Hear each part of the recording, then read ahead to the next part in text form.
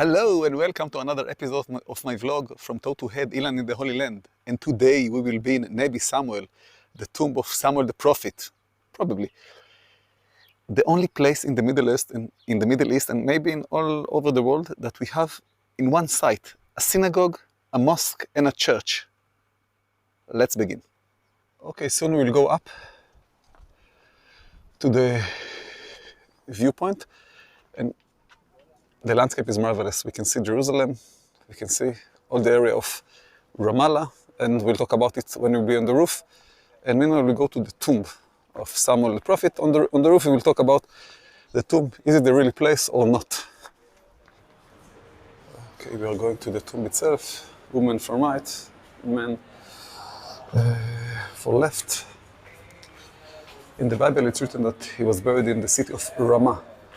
In the Byzantic period, they identify Ramah here, although now we know it's another place, but it doesn't matter because tradition is tradition. And here we can see the tomb. The Muslims and the Jews adopted the identification. So we see some verbs from Book of Psalms, Book of Samuel. It's a little bit of a kind of synagogue, as we can see here. Okay, let's go up to the roof. Okay, we enter to the Crusader church. You see, this is a medieval structure. This is, by the way, the entrance of the mosque. It's active today, no, but once in a while, Muslims come to here to pray. And we see the stairs to the roof, to the observation point. Let's go. It's magnificent, by the way.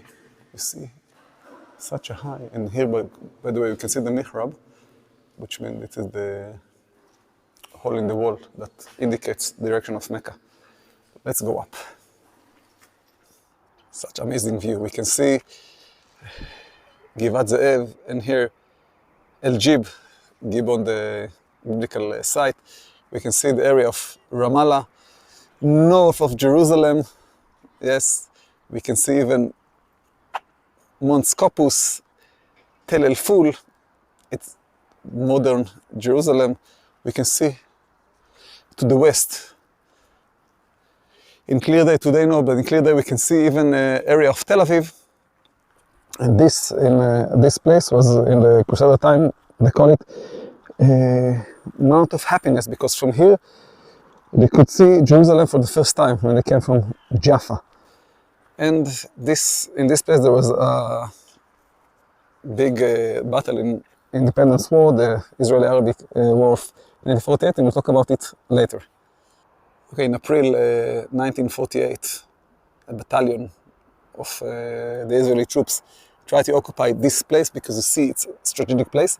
So one company occupied this village, Bet Iksa, another company was between here and the village Bidu, stop Arab troops to come to assist, and another company, a big village around us. Yes, but due to the fog and the navigation was not so good, and the attack began not in the middle of the night, but in the morning, so the Arabs saw them, they shoot them, many soldiers died, and this battle was a big failure of Israel in the war of 1948. By the way, one of the company commander, 19 years later, in the Six-Day War, he came here, was a brigade of armor brigade, and he reoccupied the place. Kind of, close the circle of the history. We can see, amazing, we can see En Karem, right there, the place of John the Baptist. We can see all Jerusalem, the modern Jerusalem, and the neighbor of Ramot. Ramot keeps the name Ramah. Ramah is the city of Samuel. So now we can see here the minaret of the mosque. So just come to the roof and enjoy the view. Okay, we get down from the observation point, and now we're in the Crusader. I think we can see it. In the Crusader village, we can see here olive press from the Crusader period. How they pressed the olive and produced oil.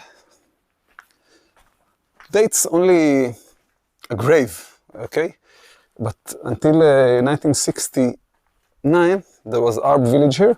In 1969, after the war, 67 war, the village was evacuated and destroyed. because it was too risky from, I guess, from a security point of view. So let's continue. It's very impressive. Now we enjoy from the shade. You see, it's typical. This art is typically for the Crusader period. It's amazing, the preservation and the reconstruction. It was quite a big village. Now we can see. Nice.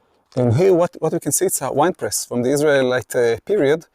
We can see when they step over the grapes and all the juice run all the way to the pit, and we see some jars to collect the juice and to produce the wine.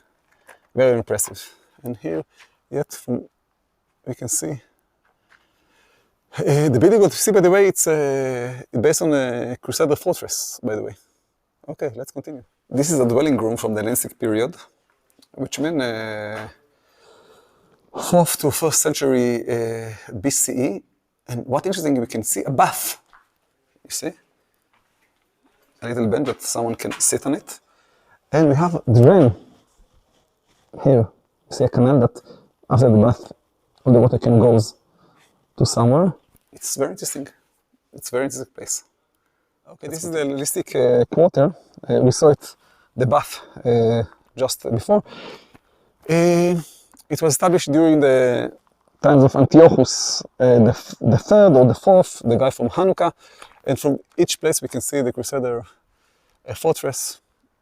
Let's continue. Very interesting. It's an amazing place. Come and visit. Okay, here we can see the quarry, the Crusader quarry. And what did they do? They created cracks. In the cracks, they put wooden pegs in the cracks, and then they wet it, just some water. And due to the water, the wood expanded and just broke the stone. You can see all the stone that they removed here. Just they didn't finish the job. So we can see a testimony for the interesting quarry. Here we can see a stalagmite. They brought another 3 pieces from cave not far from here in Atarot, and they destroyed the cave, but they just brought the stalagmites to here as kind of a exhibition or something. Interesting. This is Hannah Spring. Hi, Neta. Hi. That's my youngest daughter. Here we can see the spring is over there, and there's some tunnel and to gather the water here. And nice place. You may put your leg inside if you want, and if you don't, it's fine. Okay, let's go to the exit of the site, this marvelous site. Okay, it was another episode of a vlog from Totu Edilin in the Holy Land. Please don't forget the 4 S's. Subscribe to the channel, share the video, spread the news, and send to your friends. See you in the next episode.